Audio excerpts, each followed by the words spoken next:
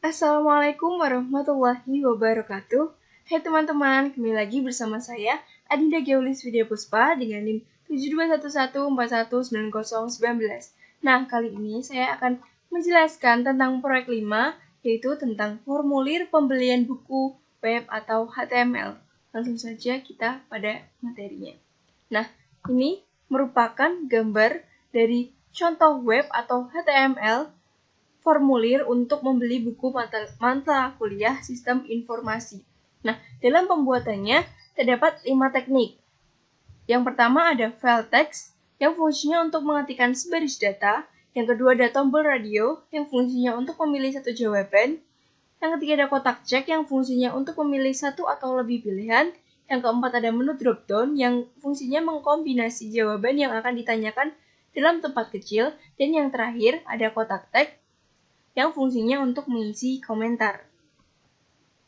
Nah, dalam pembuatannya perlu kita ingat-ingat lagi bahwa line 01 sampai seterusnya atau yang disebut dengan nomor baris ini tidak boleh diketikkan karena ini merupakan referensi agar memudahkan penjelasan saja. Nah, yang perlu diingat lagi pada HTML diharuskan untuk mengetikkan perintah awal HTML dan /HTML untuk perintah akhirnya setelah HTML selesai dibuat. Seperti yang line 01 ini, kita ketikkan terlebih dahulu HTML. Kemudian, kita akan membuat bagian kepala atau head. Caranya, pada awal line 2, kita ketikkan head. Kemudian, kita akan memasukkan judul webnya.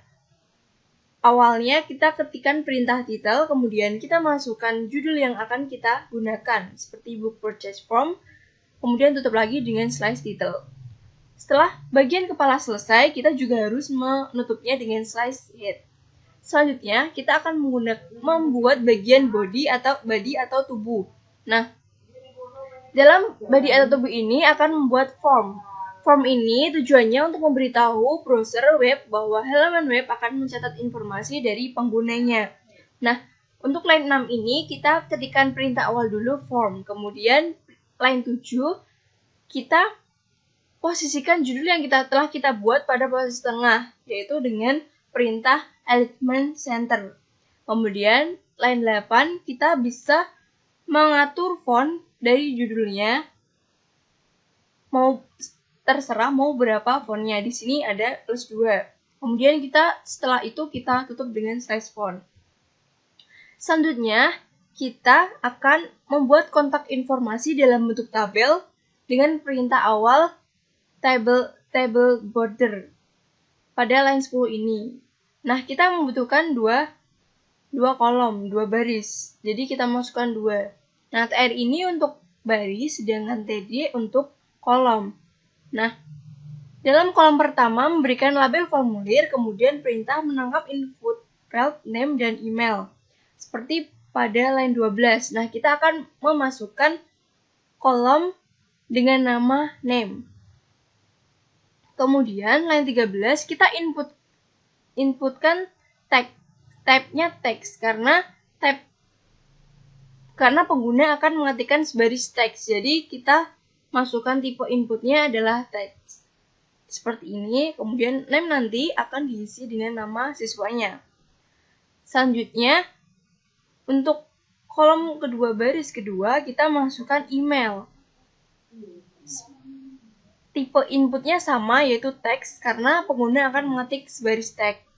Nah, email nanti akan diisi sesuai email pengguna masing-masing. Nah, setelah tabel ini selesai, seperti ini, kita tutup dengan slash table. Selanjutnya, setelah tabel jadi, kita beri satu baris kosong dengan perintah BR atau line break. Kemudian setelah itu, kita akan menanyakan mata kuliah yang diambil oleh siswa. Nah, untuk menanyakan itu, kita menggunakan jenis menu drop-down atau kotak pilihan seperti ini dengan mengklik kotak segitiga terbalik nantinya. Nah,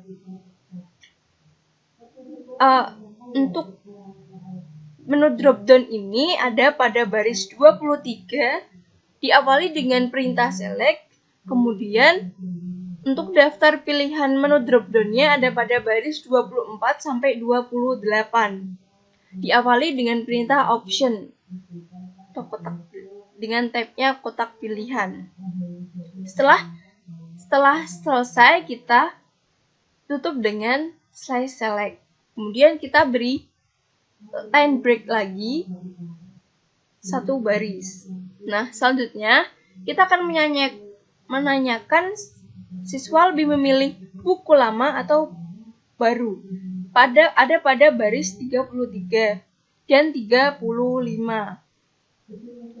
Untuk type-nya kita akan menggunakan tombol radio karena nantinya siswa akan memilih salah satu pilihan. Jadinya akan seperti ini.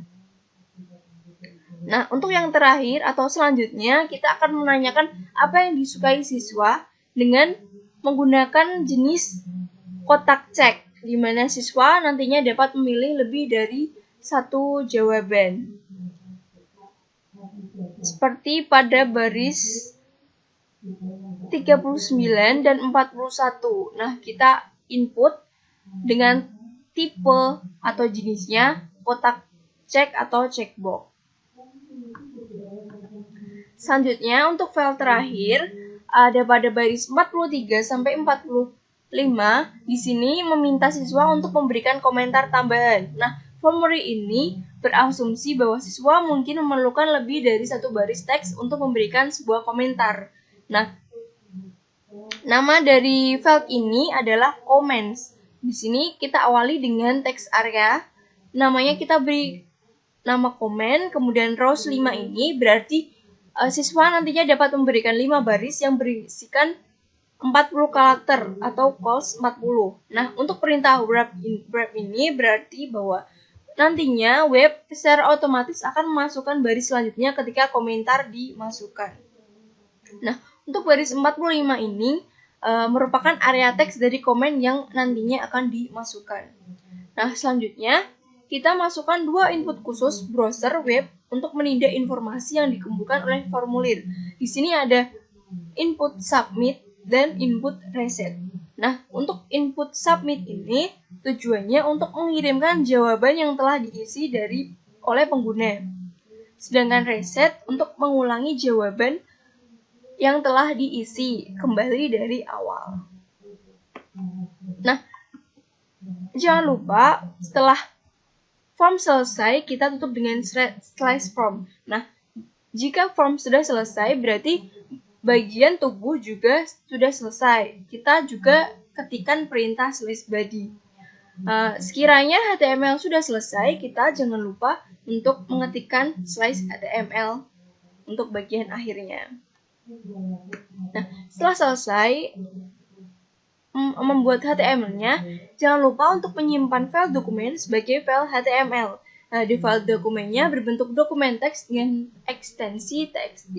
Nah, jika file disimpan dalam bentuk teks, maka browser tidak akan menerjemahkan dokumen teks. Nah, caranya untuk menyimpan, yang pertama kita pilih file, kemudian kita pilih save as, ketik nama filenya yang akan kita simpan, seperti book. Kemudian jenis filenya kita harus pilih Always dengan kode ANSI.